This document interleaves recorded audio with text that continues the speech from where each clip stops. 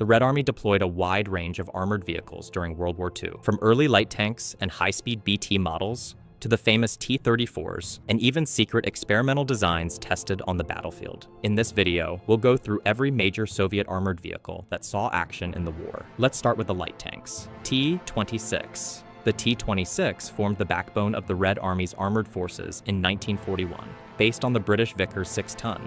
It was already outdated when the war began. Its thin armor and low speed made it an easy target for German units, yet it fought from the first day of the war through the defense of Leningrad and the Caucasus. Despite catastrophic early losses, its sheer numbers meant the T-26 shaped the opening months of the conflict. BT-2, BT-5, and BT-7, the fast tanks, were among the most unique vehicles of the 1930s. Their Christie suspension allowed them to run on wheels or tracks, reaching speeds up to 70 kilometers per hour. Though lightly armored, their mobility made them ideal for deep raids and breakthrough operations. BTs were heavily used in 1941 to 42 and continued fighting until they were phased out in favor of the T-34. T-40, often forgotten, the T-40 was an amphibious reconnaissance tank. Though lightly armed with a 12.7mm DSHK machine gun, it was important for scouting and river crossing operations early in the war. Production was halted to prioritize the more combat-capable T-60.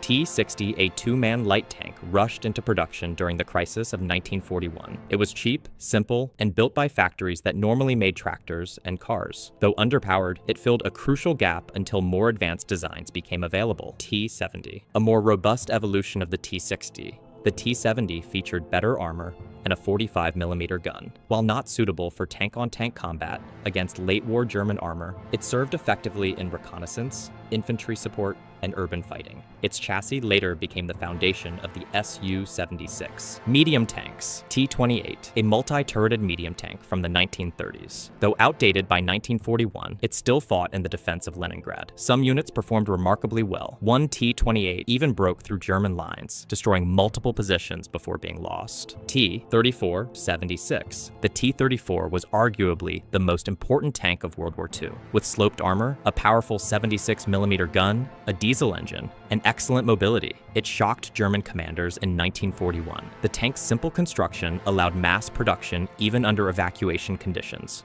turning it into the most produced medium tank of the war. T-34-85, a major upgrade featuring a new three-man turret and an 85mm gun, capable of engaging Panthers and Tigers. The T-34-85 became the primary Soviet medium tank from 1944 onward, and spearheaded the advance into Eastern Europe and Berlin. T-34 flamethrower variant, OT-34. These specialized tanks replaced the Hull machine gun with a flamethrower. They were used in urban combat and bunker clearing operations, especially during the battles of Kursk, Königsberg, and Berlin. Heavy tanks. KV-1. The KV-1 was nearly invulnerable to most German anti-tank guns in 1941. Its thick armor allowed it to hold off entire German units. However, it suffered from mechanical problems, slow speed, and high maintenance demands. KV-2. A KV-1 chassis mounting a massive 152mm howitzer inside a towering turret. Designed to destroy fortifications, it became infamous for its size and vulnerability to breakdowns. Still, when functioning, it could obliterate anything in its path. KV-1S. A lighter, more mobile version of the KV-1. Armor was reduced to improve reliability and maneuverability, an adaptation based on frontline experience. KV-85. A transitional heavy tank armed with an 85mm gun. It served as the bridge between the KV series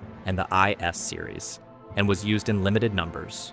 IS-1 and IS-2. The Iosif Stalin tanks were the pinnacle of Soviet heavy armor. The IS-2, equipped with a powerful 122mm D-25T gun, could destroy Tigers and Panthers with a single shot. These tanks smashed through German defenses, stormed fortified cities, and became symbols of Soviet victory. IS-3. Arriving just as the war ended, the IS-3 featured a new pike nose design that influenced tank armor concepts for decades. Though it saw little to no World War II combat, it belongs to the wartime development lineage. Tank destroyers and self-propelled guns. Su-76. Built on the T-70 chassis, the Su-76 was simple, light, and highly mobile. Its open-top design exposed the crew, but provided excellent visibility. It excelled in infantry support roles and was one of the most widely produced Soviet armored vehicles. Su-122. Based on the T-34 chassis, the Su-122 carried a 122mm howitzer for destroying bunkers and strongpoints. It was especially effective in urban offensives. Su-85 developed to counter German Panthers. The Su-85 mounted an 85mm anti-tank gun. Its low silhouette and mobility made it an effective tank destroyer. Su-100, one of the finest Soviet tank destroyers of the war. Its 100mm gun could penetrate most German tanks at long range, and it remained in service long after the war. Su-152, nicknamed Zavaraboy or Beast Killer, the Su-152 used a massive 152mm howitzer capable of destroying Tigers and Panthers with the concussive force of its shells. ISU-122, a heavy SPG combining the IS chassis with a long-barreled 122mm gun optimized for long-range tank engagements. ISU-152. Another evolution of the IS chassis, this vehicle was devastating against both armor and fortifications. It became one of the key weapons during the battles for Budapest and Berlin. Experimental and rare vehicles. Su-100Y rare prototype. Built to defend Moscow during the winter of 1941, this enormous vehicle mounted a 130mm naval gun. Only one prototype existed, but it saw combat during the defense of the capital. T-34-100, a prototype upgrade to the T-34 featuring a 100mm gun. It proved effective in trials, but was never adopted due to the upcoming T-44 and IS-2 tanks. KV-13, a hybrid medium-heavy tank intended to replace both KV and T-34 series. Though the concept was abandoned, it directly influenced the IS series. T-44 developed late in the war.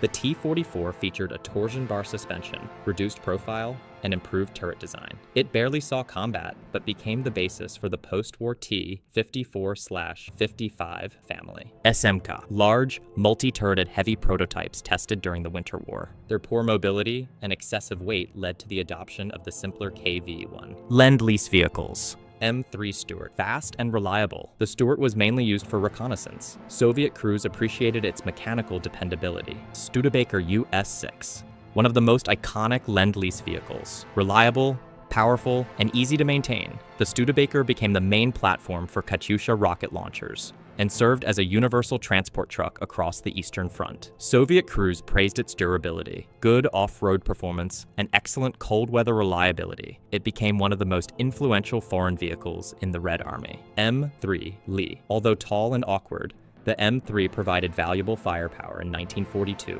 when Soviet tank losses were critical. M4A2 Sherman. The Soviets received thousands of diesel-powered Shermans.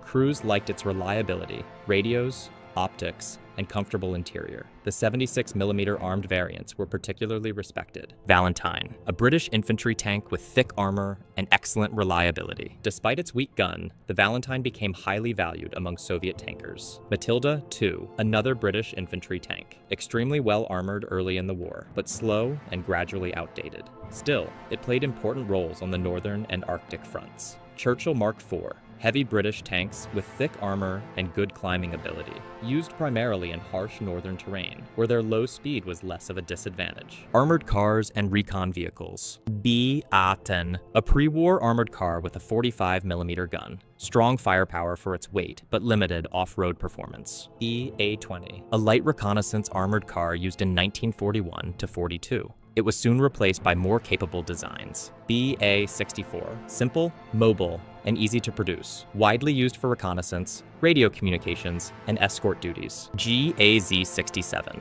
a versatile 4x4 vehicle similar to the American Jeep, used for reconnaissance, towing light weapons, and transporting officers and machine gun teams. Transport and specialized vehicles. GAZ-AA truck, the workhorses of Soviet logistics. They transported ammunition, fuel, troops, and supplies across the vast Eastern Front. Without these trucks, Soviet armored offensives would have stalled. Katyusha rocket launchers. Mounted on trucks, tanks, or tractors, these rocket artillery systems delivered devastating salvos with enormous psychological impact on German troops. Artillery tractors crucial for towing heavy guns across mud, snow, and frozen terrain. Some were armored for frontline use. Armored engineering vehicles.